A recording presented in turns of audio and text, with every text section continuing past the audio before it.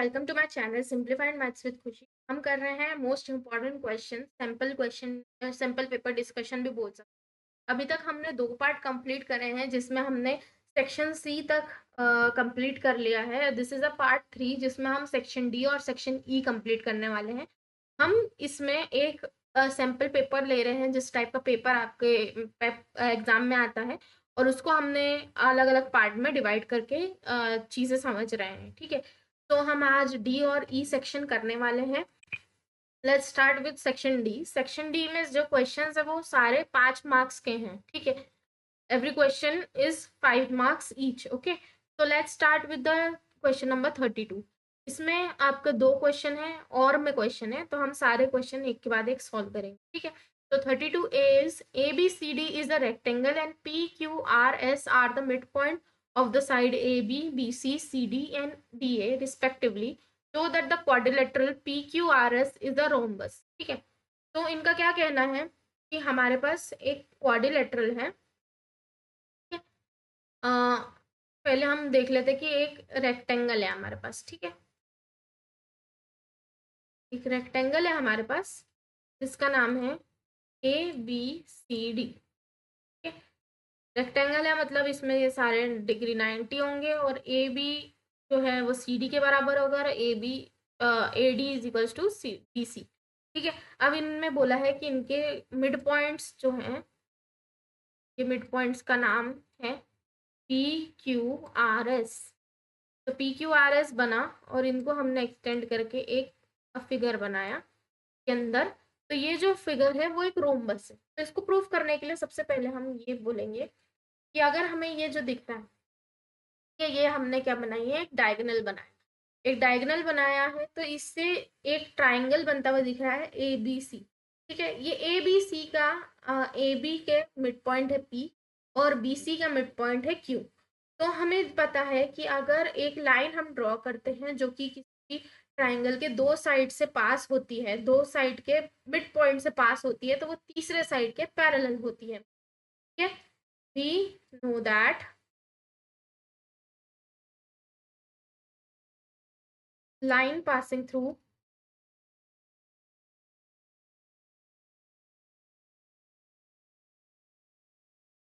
midpoint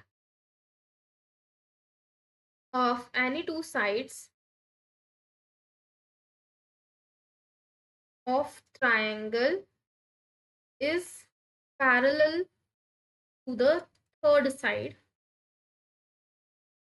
and also we know that, तो इसका मतलब है कि PQ is parallel to AC and PQ is equals to half of AC।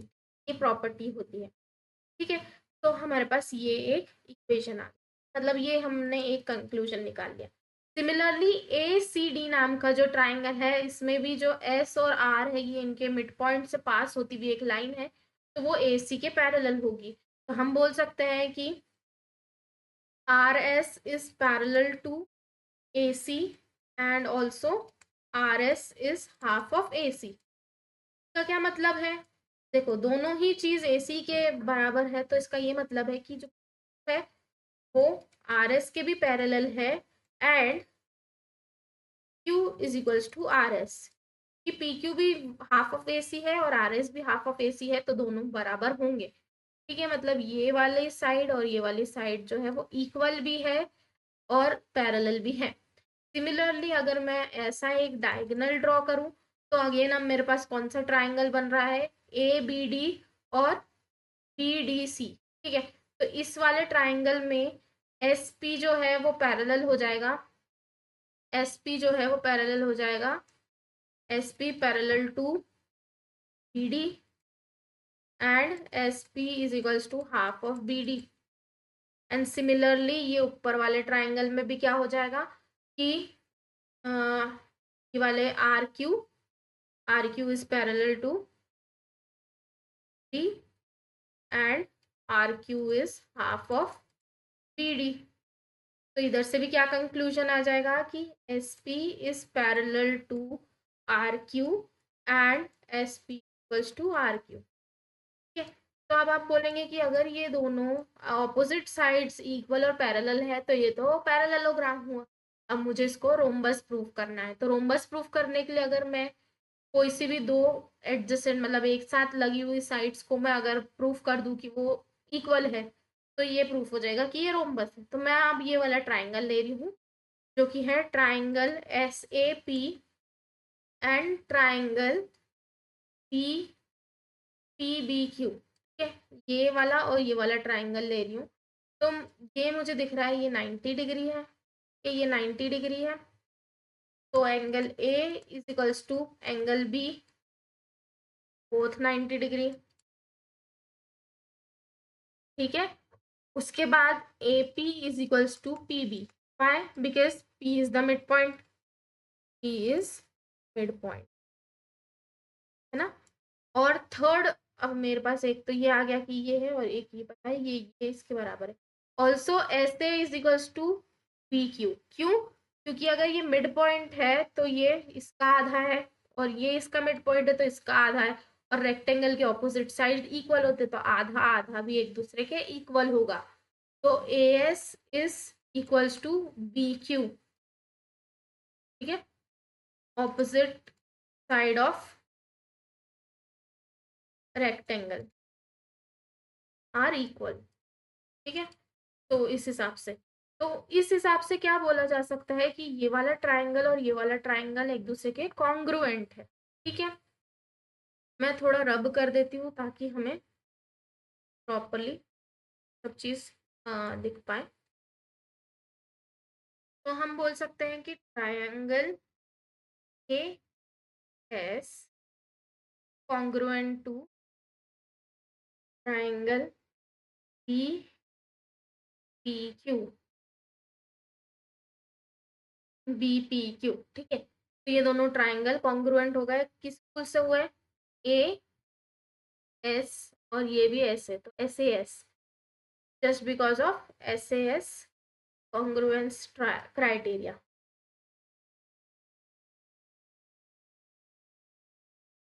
ठीक है, तो अगर ये दोनों कॉन्ग्रुएंट है तो मतलब PS और PQ की जो है वो इक्वल होंगे। PS is equals to P। ठीक है, हमको पता है कि देखो ये हमारी थर्ड इक्वेशन, हमको पता है कि PS is equals to RQ and PQ is equals to RS। अब हमें पता चल गया कि PQ और PS भी इक्वल है, इसका मतलब है कि चारों साइड्स जो हैं वो इक्वल है। ये तो हम बोल सकते हैं कि PQ is equals to QR is equals to RS is equals to PS। Also जो ऑपोजिट एंगल्स है, ऑपोजिट साइड्स है वो पैरेलल भी है। इसका मतलब है कि SP जो है वो पैरेलल है RQ के, और जो है RS है वो पैरेलल है PQ। तो देयरफॉर ये सारी प्रॉपर्टीज अगर हम देखी जाए तो ये किसकी प्रॉपर्टी होती है? एक क्वाड्रिलेटरल, एक पैरेललोग्राम जिसकी सारी साइड्स इक्वल होती है वो रोम्बस होता है। तो therefore we can say that PQRS is a rhombus. तो hence proved.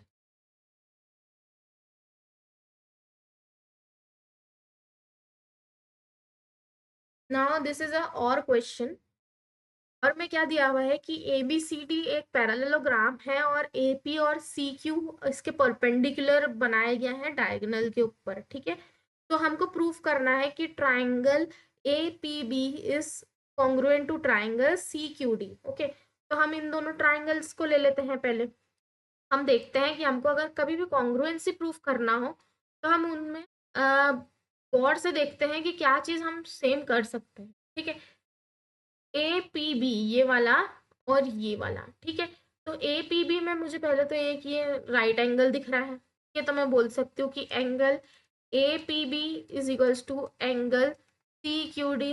Bye? Because both 90 degree, दोनों क्या है? दोनों 90 डिग्री। ठीक है, ये दोनों 90 डिग्री है।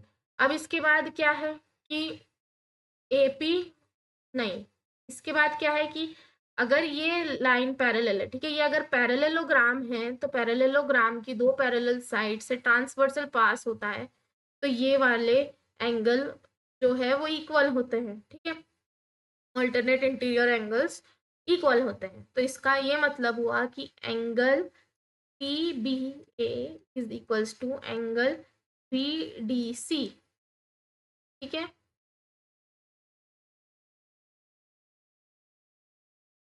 Alternate interior angle,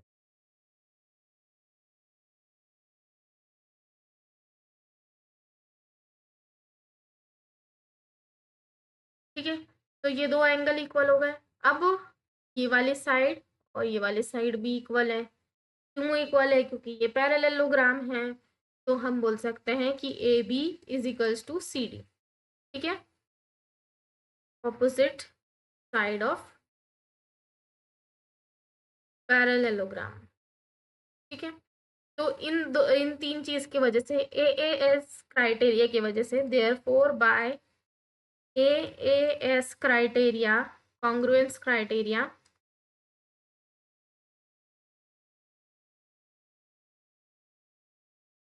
we can say that triangle APB is congruent to triangle CQD, ठीक है।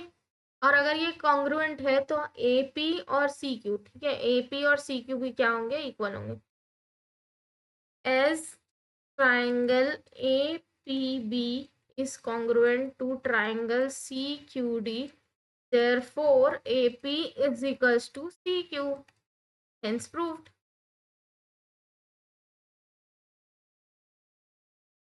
ठीक है। Next question number 33, simplify. ये चार आपको क्वेश्चंस दिए हुए हैं, इनको सिंप्लीफाई करना है। Let's start with the first one. में दिया है 2 to the power 2/3 into 2 to the power 1/5। छोटा है कि वो समझ ही नहीं आ रहा है। अब आपने एक्सपोनेंट के रूल पढ़े होंगे कि अगर आपका बेस सेम होता है और ये मल्टीप्लिकेशन में है तो ये दोनों ऐड हो जाएंगे। ये हो जाएगा 2 to the power 2/3 plus 1/5।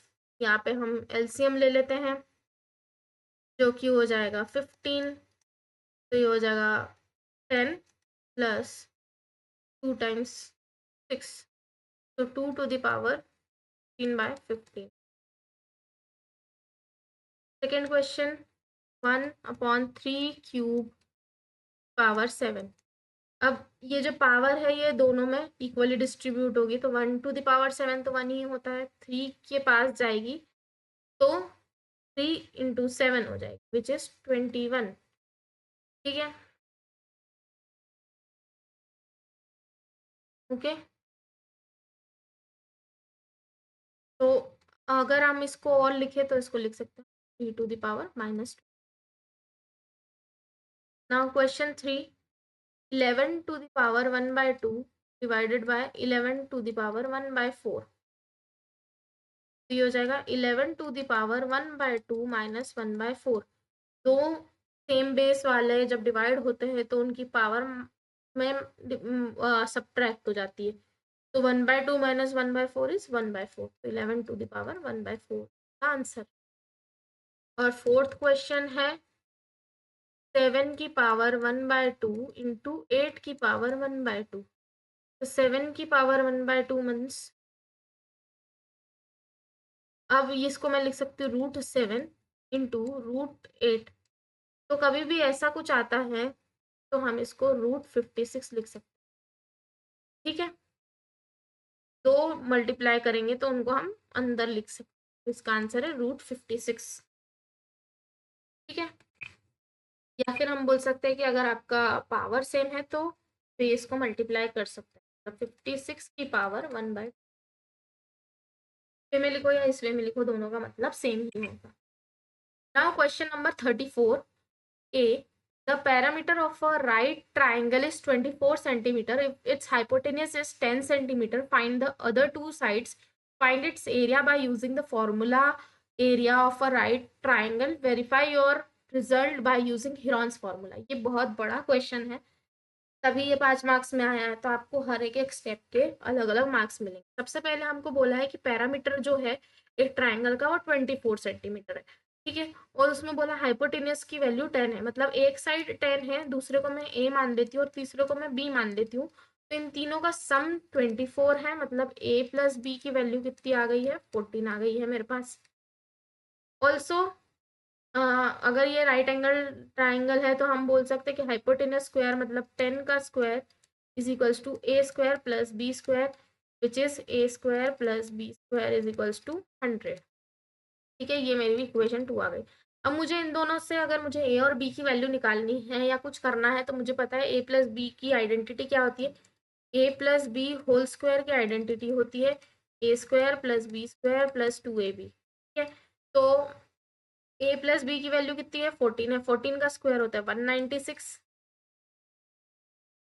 Is equals to A square plus B square की वैल्यू है 100 प्लस 2ab, ठीक है। ये यहाँ से यहाँ जाएगा तो ये 96 हो जाएगा, और ये 2 मल्टीप्लीकेशन में है तो यहाँ जाके डिवाइड में हो जाएगा, is equals to A B, तो ए बी की वैल्यू आ गई है 48, ठीक है। अब मुझे इसका क्या बोला है कि एरिया निकालना है, तो मुझे पता है कि एरिया क्या होता है, half into base into height. Hypotenuse के अलावा एक एक बेस होगा और एक हाइट होगी, half into 48 will be the area, तो हाफ ऑफ 48 इज 24, तो 24 centimetre square is the area of triangle. अब मुझे बोला है कि आपने ये एरिया तो निकाल लिया, अब मुझे इसको प्रूव करना है हेरॉन्स फार्मूला से। अब मुझे ए और बी की पर्टिकुलर वैल्यू नहीं पता है, तो मुझे एक चीज पता है, ए माइनस बी, क्या पता है कि ए माइनस बी का होल स्क्वायर की वैल्यू होती है A plus B whole square minus 4ab, ठीक है। तो ये मैं इसलिए कर रही हूँ ताकि मैं ए माइनस बी और ए प्लस बी की वैल्यू मेरे पास 14 है, मैं ए माइनस बी निकाल लूँ और फिर मैं इनमें से ए और बी की वैल्यू निकाल लूँ। इसका क्या मतलब है, A minus B whole square is equals to A plus B whole square कितना है, A plus B whole square है 196 माइनस 4ab कितनी वैल्यू है 48 इंटू 4 विच इज 192, ठीक है। तो ये बचा 4 is equals to A minus B whole square, तो ए माइनस बी की वैल्यू आ जाएगी 2, ठीक है। ए माइनस बी 2 है और ए प्लस बी कितना है 14 है, तो मैं अगर इन दोनों इक्वेशन को ऐड करूंगी तो 2a इज इक्वल्स टू 16, तो a की वैल्यू आ जाएगी 8 और b की वैल्यू आ जाएगी 6, ठीक है। अब इनमें से कौन सा बेस है, कौन सा हाइपोटेन, कौन सा हाइट है, वो हमको फर्क नहीं पड़ता, पर ए की वैल्यू 8 आ गई और बी की वैल्यू 6 आ गई, ठीक है। अब हम इसमें हिरॉन्स फार्मूला लगा सकते हैं। ये इतनी हम माथापच्ची क्यों कर रहे हैं, क्योंकि हमको हिरॉन्स फार्मूला लगाना है, तो हिरॉन्स फार्मूला में आपके पास साइड्स की वैल्यू होनी चाहिए तभी आप लगा सकते हैं। ये तो हमारे पास दो वैल्यू क्या आई है 8 और 6, और तीसरी वैल्यू हमारे पास पहले से गिवन है।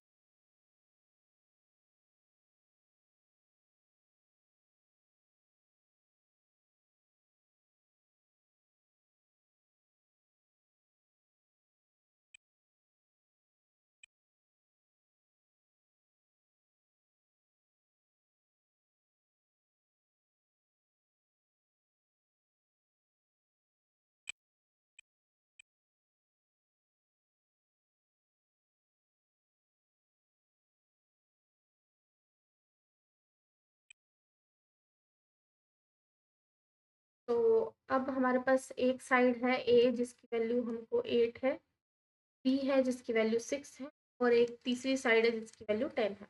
तो हमारा हिरॉन्स फॉर्मूला बोलता है S is equals to A plus B plus C divided by 2, which is 8 plus 6 plus 10 divided by 2. This is 14 plus 2, sorry 14 plus 10 which is 24 divided by 2 which is 12. इसकी value 12 है।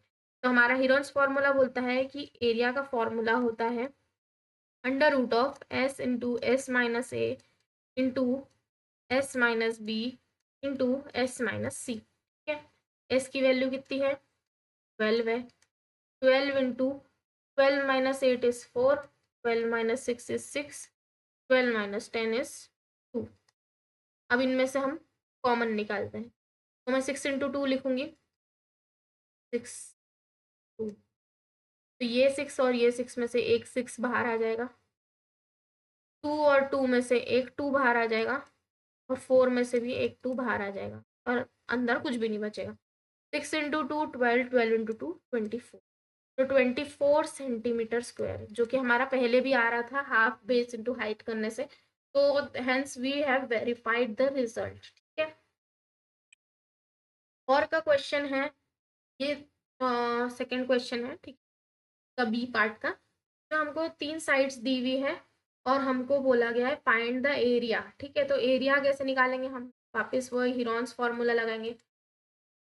B is equals to 34 centimetre and C is equals to 20 centimetre. अब हमें Heron's formula पता है, S is equals to 42 plus 34 plus 20 divided by 2, this is 6, this is 4 plus 2 6, 7 8 9 divided by 2 is 48. So the formula will be 48 into 6 to 14 into 28. Now इसको लिख सकते हैं 7 into 2, इसको लिख सकते हैं 7 into 4। ये 6 है, ये 6 से होता है क्या,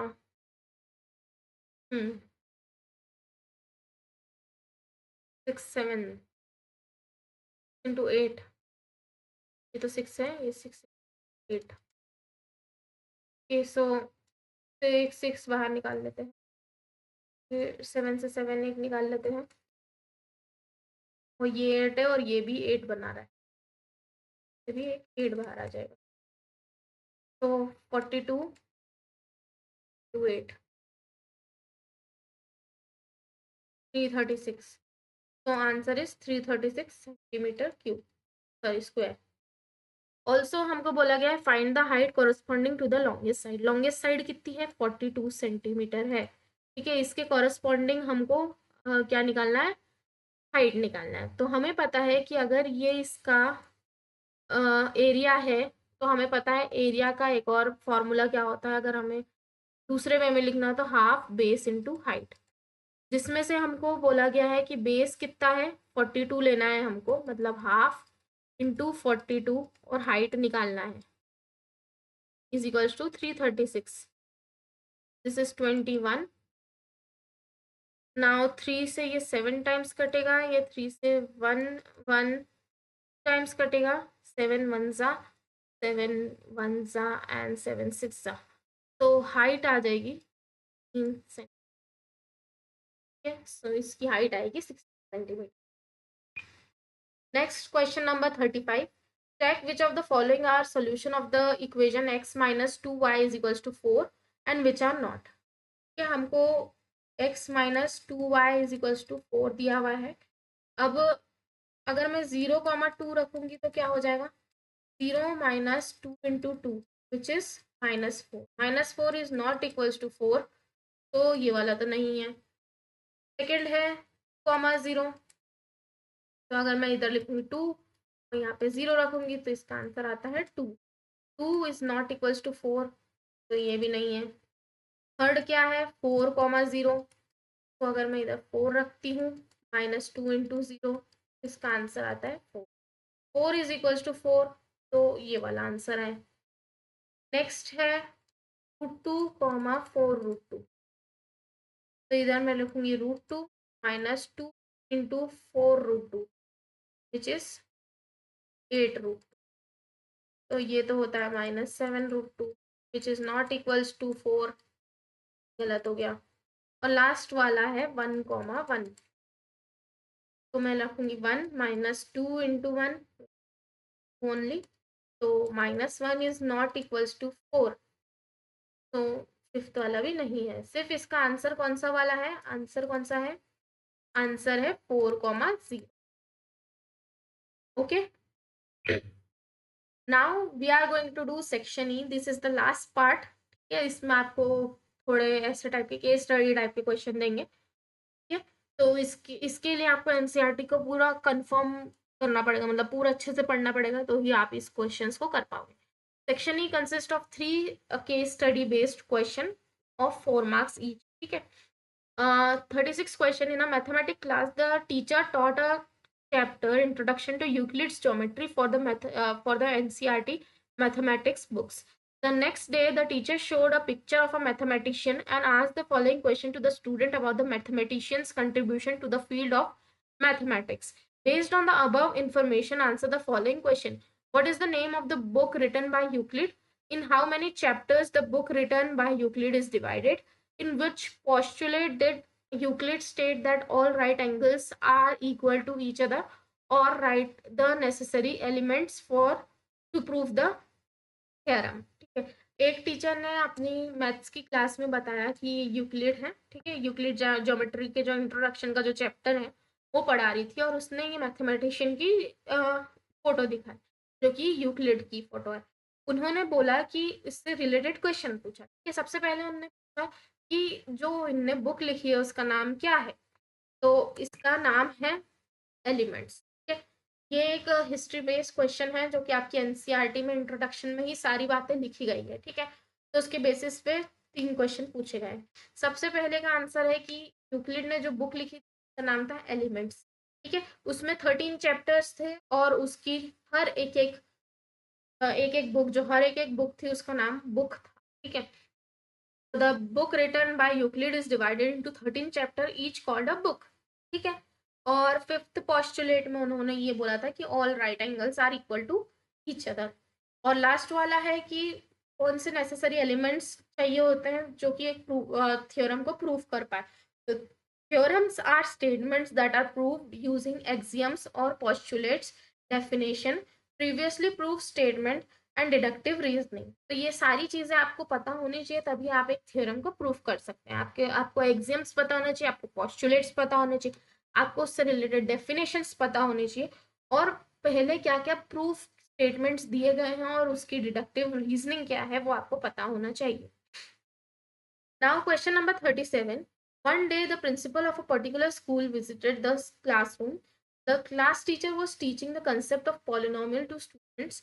He was very impressed by her way of teaching. To check whether the students also understand the concept taught by her or not, he asked various questions to students. Some of them are given below. Based on the above information, answer the following question. Write the name of a polynomial ax square plus bux plus c is equals to 0 if a is equals to 0। सबसे पहले क्या बोला गया है कि एक principal ने एक क्लास में विजिट करा, ठीक है। आपके प्रिंसिपल हैं, वो किसी क्लास में गए, उन्होंने देखा कि उनकी क्लास टीचर उनको पॉलिनोमियल्स पढ़ा रही है। अब उन्होंने देखा कि जो टीचर है वो बहुत अच्छे तरीके से पढ़ा रही है, ठीक है, बहुत अच्छे तरीके से चीज़ों को एक्सप्लेन कर रही है।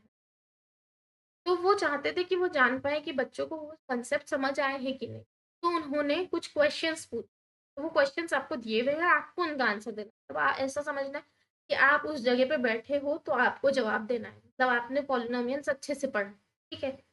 तो फर्स्ट क्वेश्चन है कि A X square plus B X plus C एक पॉलिनोमियल है अगर इसमें ए की वैल्यू 0 हो जाती है, ठीक है। अगर A X square plus B X plus C में ए की वैल्यू 0 हो जाती है तो ये पूरी ही टर्म जो है वो 0 हो जाएगी। तो इसका पॉलिनोमियल क्या बनेगा, बी एक्स प्लस सी। तो इसकी पावर कितनी है, 1 है, तो ये कौन सा पॉलिनोमियल हो जाएगा, ये हो जाएगा लीनियर पॉलिनोमियल। इस पॉलिनोमियल का नाम बोला था तो इसका नाम हो जाएगा linear polynomial. Next question is write the number of zeros of a polynomial x square plus 4x plus 2। ये वाली जो एक्सप्रेशन है आपको दिख रहा है, इसकी हाईएस्ट डिग्री कितनी है, डिग्री हमेशा हाईएस्ट वेरिएबल की पावर बोलती है जो कि होती है 2, ठीक है। इसमें 2 है, एक्स स्क्वायर सबसे हाईएस्ट डिग्री है, तो अगर इसकी डिग्री 2 है मतलब इसके number of zeros of polynomial कितने होंगे, 2 होंगे। निकालने नहीं बोला है आपको, नंबर ऑफ जीरोस पूछे, जीरोस होंगे 2। Third question, if x plus 2 is a factor of x cube minus 2ax square plus 16 then find the value of a। अगर x plus 2 इसका फैक्टर है तो x की वैल्यू और -2 रखने पे इसका आंसर 0 आना चाहिए। तो हम रखेंगे -2 का cube -2 2a, sorry 2a into -2 square plus 16 equals to 0। ये हो जाएगा -8 ये माइनस माइनस प्लस हो जाएगा, पर ये वाला माइनस बच जाएगा। 2 इंटू टू 4, 4 इंटू टू 8, 8 है, plus 16 equals to plus 16 minus 8 is 8, 8 minus 8a is equals to 0। अब इसको हम इस तरफ ले जाते हैं, तो 8 इज इक्वल्स टू 8a, तो a की वैल्यू आ जाएगी 1। ठीक है, a की वैल्यू 1 आ जाएगी। और लास्ट वाला क्वेश्चन है, find the value of k if x minus 1 है शायद।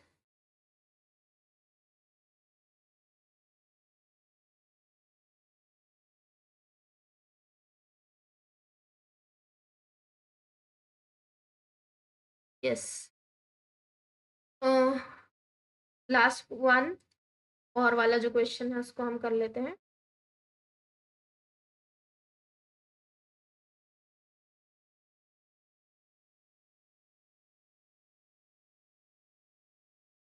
लास्ट वन जो कि है, find the value of k if x minus 1 is the factor of this equation. अगर x माइनस 1 इसका फैक्टर है तो x इक्वल्स टू 1 रखने पे इस पॉलिनोमियल की वैल्यू 0 होनी चाहिए। तो हम रखेंगे 4 इंटू 1 क्यूब प्लस 3 इंटू 1 का स्क्वायर माइनस 4 इंटू 1 प्लस के। ठीक है, 4 प्लस 3 माइनस 4, 4 से 4 कट जाएगा, 3 प्लस के इज इक्वल्स टू 0, तो के की वैल्यू आ जाएगी -3। ठीक है, तो ये इस क्वेश्चन का आंसर है। Now 38th question, there there are a circular park in defense colony at Delhi. For fencing purpose, pole A, B, C, D are installed at the circumference of a park.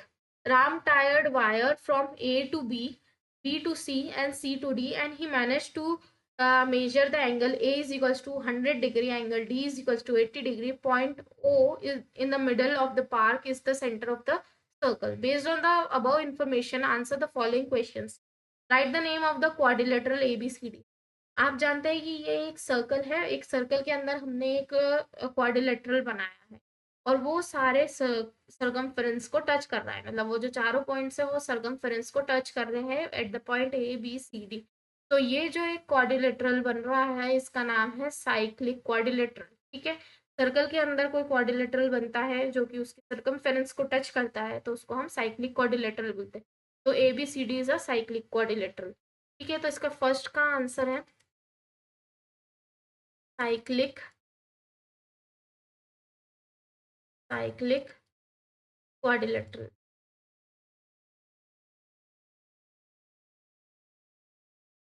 Next question is write the name, ये write the name तो हो गया। What is the value of angle C.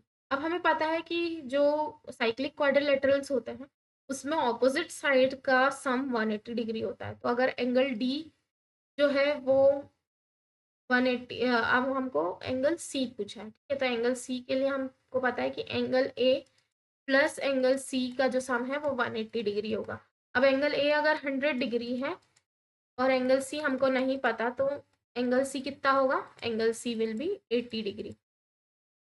Similarly इसका third part के लिए again we know that कि angle B plus angle D is equals to 180 degree. तो अगर एंगल डी जो है वो 80 डिग्री है, एंगल बी हमको नहीं पता, तो एंगल बी की वैल्यू कितनी हो जाएगी, angle B will be 100 degree. ठीक है, तो ये क्वेश्चन आप तभी सॉल्व कर पाएंगे जब आपको साइक्लिक क्वाड्रिलेटरल के बारे में पता होगा। ठीक है, और इसका लास्ट है right any three property of cyclic quadrilateral. Cyclic quadrilateral की क्या प्रॉपर्टी होती है कि ये हमेशा सर्कल के अंदर इंस्क्राइब होता है। सेकेंडली, इसके जो ऑपोजिट एंगल्स का सम है वो 180 डिग्री होता है। इसके ये आंसर है। साइक्लिक क्वाड्रिलेटरल है, एंगल सी 80 डिग्री है, एंगल बी 100 डिग्री है। इन अ cyclic quadrilateral all the four vertices of a quadrilateral lie on the circumference of a circle। ठीक है, ये फर्स्ट पॉइंट हुआ। the four sides of the inscribed quadrilateral are the four chord of the circle। ठीक है, ये जो चार side है इस साइक्लिक क्वाड्रिलेटरल की, ये इस सर्कल का कॉर्ड है। ठीक है, ये सारे कॉर्ड्स है, AB BC CD और AD जो है ये कॉर्ड्स हैं इस सर्कल की। ये दो प्रॉपर्टी हो गई, और थर्ड प्रॉपर्टी ये हो गई, the sum of the pair of opposite angle is 180 degree means supplementary. ठीक है, तो ये इसकी तीन प्रॉपर्टीज हो गई। तो हमारा पूरा हो चुका है complete. Thank you for watching.